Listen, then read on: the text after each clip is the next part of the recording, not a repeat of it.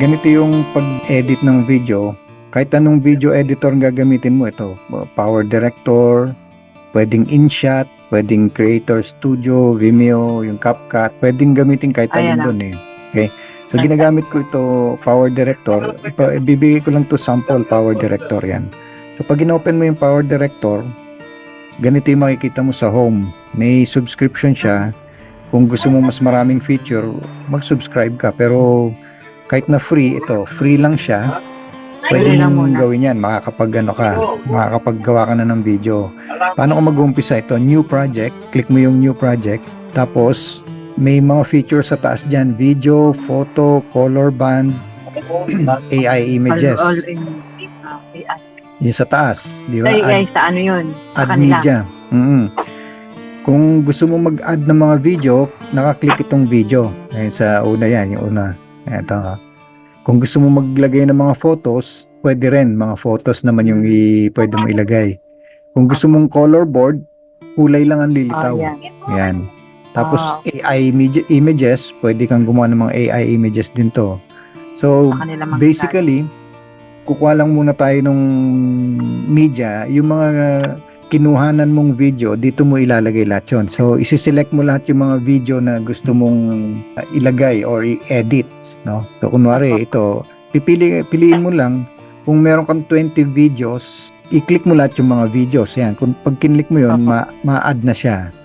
So, pwede mo i-click lahat ng mga videos na ginawa mo, nalalagay lahat yan doon sa timeline. Kung Eksaktong 1 minute yan. kung mako-compute mo naman siya eh, kung ilan video yun eh. Kung gumawa ka ng let's say 10 video, 30 seconds. Kung 3 seconds lahat yun, di ba? 10 to hindi ko kompleto yun yung ano, ito lang ang nakuha ko, mga siyam or 10. Okay, kunwari 10 lang kamukha yung ginawa mo, 10 yung kinuha na mong video, pagsasama-samahin niya na kagad dyan. Ayan o, ito yung tawag dyan sa baba, yan yung timeline. Itong sa baba na to, yan, may highlight siya, no? Kita mo? Yan na yung mga videos na pinagsama-sama ko. Pinagsama. Yan yung sinelect ko kanina. So, nasa timeline na siya.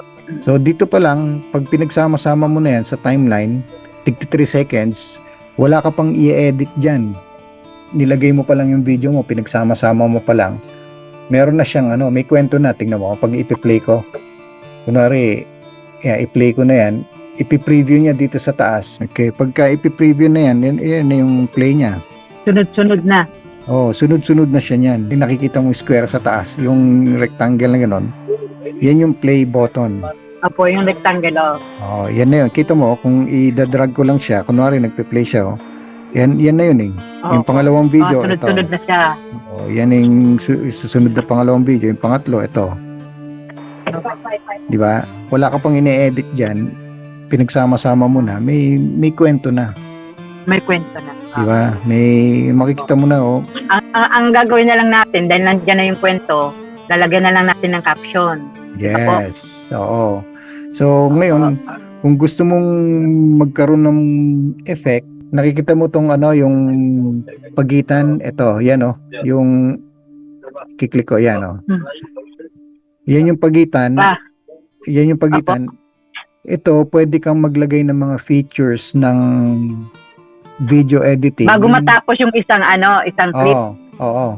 Ang tawag doon ka dito, maglalagay ng feature. ang tawag diyan transition. Transition. Bago siya lumipat sa pangalawang clip, Sa kabila. meron transition. Itong transition nito, meron siyang effect. Ayan, kamukha nitong mga effect niyan. Pwede mo siyang gawing effect na slideshow or itong flash. Pag kinlik ko yung flash, yan yung lilitaw ngayon dun sa effect niya. Pagka ginawa ko tong yung kasunod niya, yung zoom, ganyan yung magiging ano niya, yung magiging transition. Malaki.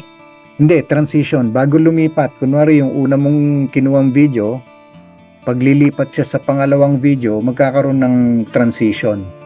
May laro yung transition niya. Yan. So, ikiklik ko lang yung check sign dyan sa taas. Na-apply na siya. Kita mo yan, ito, sa gitna. Nakita mo yung gitna, yan Kita mo yung play niya ngayon. Ang magiging play niya, ayun na, yung transition. Ayun. Oo. Di ba? Ah, Yung ordinary, Lumipot, ano lang, yung walang transition, ito yan eh. Ito yung pagitan eh. Ito yung video ng isa, tsaka yung pangalawa, yon. Walang ano yan, walang transition. normal. Normal lang siya na pagkatapos ng video mo, Okay. lumipat sa pangalawang video. Nako, kailangan magpaglaruan ko pala to para matuto Oo. kung paano. So kung Para gusto mo matandaan ng ko ano yung transition, ito ulit. Meron ulit siyang transition, may black siya eh, sa gitna. O yun, kinlik ko lang yun. Pwede ko namang i-apply yung iba. Kunwari, merong Aha. papel na ano na napupunit. Ayan, i-click ko ulit yung oo. check. So, ano yung transition ngayon? So, pangalawang video, lilipat siya sa susunod na video, ayun napunit yung papel. Nando ka na sa pangalawang Parang video. nag-ano siya, nag-ano ka Transition. ng page. Oo. So, kung titingnan mo yung unang laro niya, yung first video, ito yung transition. Yan. Tapos yung pangalawang video, papunta sa pangatlong video, may transition ulit. Napunit naman yung papel. Napunit. Tapos, pwede mong laruin ngayon. So, pangatlo, wala kang transition. Pangapat, wala. Panglima, pwede mo lagyan ulit ng isa pang transition yan. So, mamimili ka lang ng mga transition dito kung ano yung magiging laro niya. Kunwari, itong, ano susunod, itong isa, yung, ano siya, hindi pwede yung, May bayad. Yung featured, para sa may bayad yun eh, yung sa subscribe. Itong simple, itong sa fade. Yan, i-apply lang natin yun. Fade. Yan. So, tignan mo ngayon, pangalawang video, pangatlo, tapos magfe-fade siya ngayon. Ayun. Ganyan yung ganyan lang siya.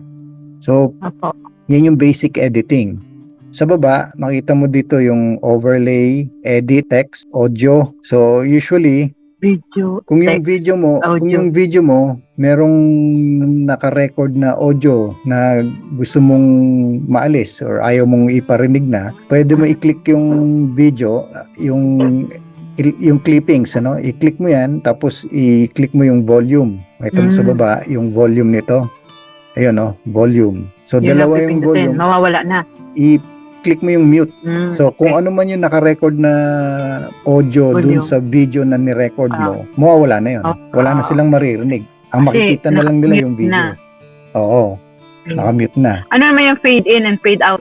Yung fade in and fade out, ito yung pagka may audio sa loob ng video mo, hindi siya biglang kaagad malakas. Mahina muna yung niya, yung audio.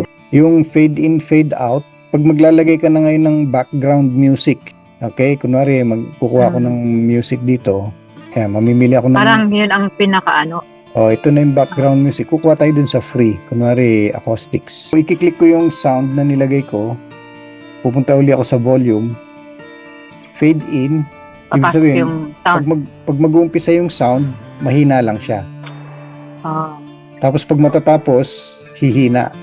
Okay, para hindi siya natatabunan ng video mo. Ipoproduce kung paano mo, kunwari tapos na yung editing mo. Apo. Titignan mo yung pinakahuli niya, kamukha yan, yung video mo nasa taas. Tapos yung audio, mahaba pa. Hanggang ilang minutes pa yon. So, putulin natin yon. Puputulin natin yan. I-click mo yung hanggang audio. doon lang sa may video. Hanggang doon lang sa may video. I-split. Click natin yung split sa baba. Nakita mo yung split na yun, Yun. Split, Mag-i-split siya ngayon para ito, i-delete natin. Yun. So, naka-delete na. Hanggang doon lang. So, kung hanggang saan umabot yung music, dito sa end niya, sa huli, dahil naka-fade out ka, di ba? I-fade out natin yon. Ibig sabihin, di ba pagka ang music, pag pinakinggan mo yung regular music, 3 minutes kasi yun eh. So, pagka nag-umpisa yung music, una mahina, pag matatapos, biglang hihina din, di ba?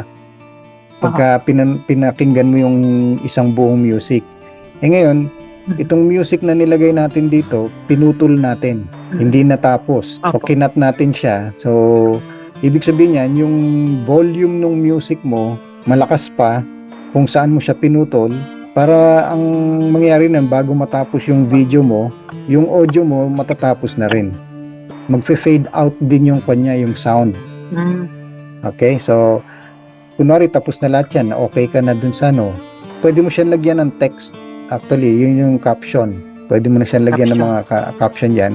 Pero hindi ko na gagawin muna dito. Ipapakita ko na lang muna kung paano mo ipoproduce yan. Okay? Mm. Paano mo gagawing isang file na lang siya na video. So, yung kiklik mo Oo. dyan, export, yung sa taas. Export. Okay. Okay? Parang save mo lang muna. Pag isi-save mo na siya, so gawa mo siya ng file name. Name. Mm. Kunwari, mall. Lalagay ko yung pasyal or mall, yan. Tapos, produce. Okay? So, pagka kinlik mo na yung produce, makikreate na yung video. Yan na ngayon Parang yung... nakasave ka ng video. Na-save mo na yung buong video. Tapos, yan yung file na yun, yan yung pwede mo nang i-upload. Apo. Yeah. Yun So, na yung finalize mo. 100% na save, done. Save to camera. So, okay. na-save na siya sa camera mo nun. So, pagpunta mo sa camera, nandun na yun. Nakasave na siya sa pinaka-last na yun. Ito yun. Kung pang-post mo na yun, tapos lagyan na ng caption. Oo. Ayan na. Tapos na. Ganda. Bilis na naman. Caption na lang ang kulang. Narinig mo yung sound? Apo.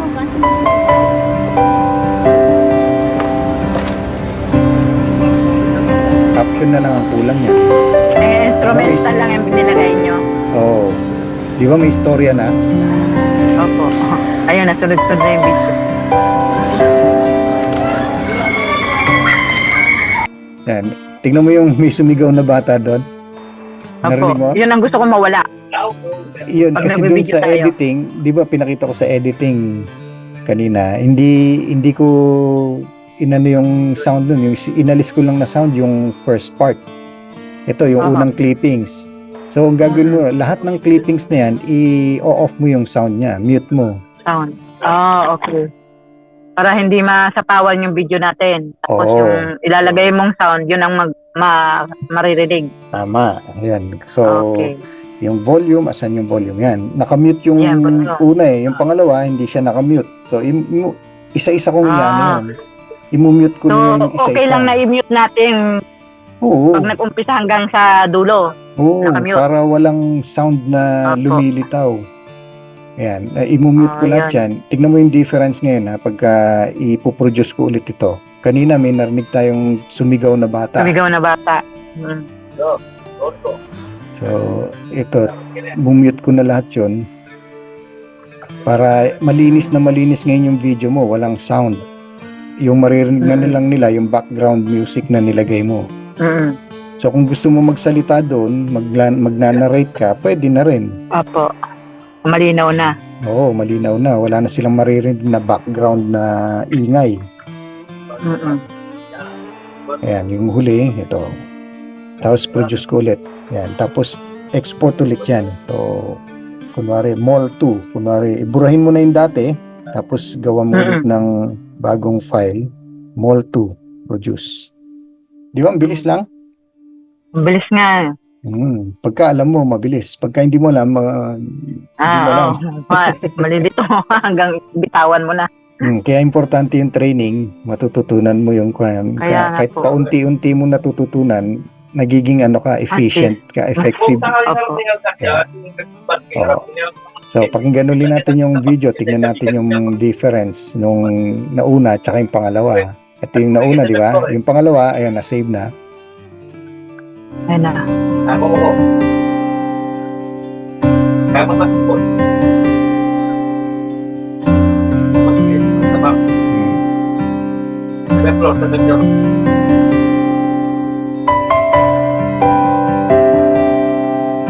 Ang ganda ka pala, maganda pala yung mga ganyan. Lalong malupit kapag nalagyan mo siya ng caption. Oo. Maglagay ka pa ng dyan, recording ng voice. Wala na yung sumigaw na bata, di ba?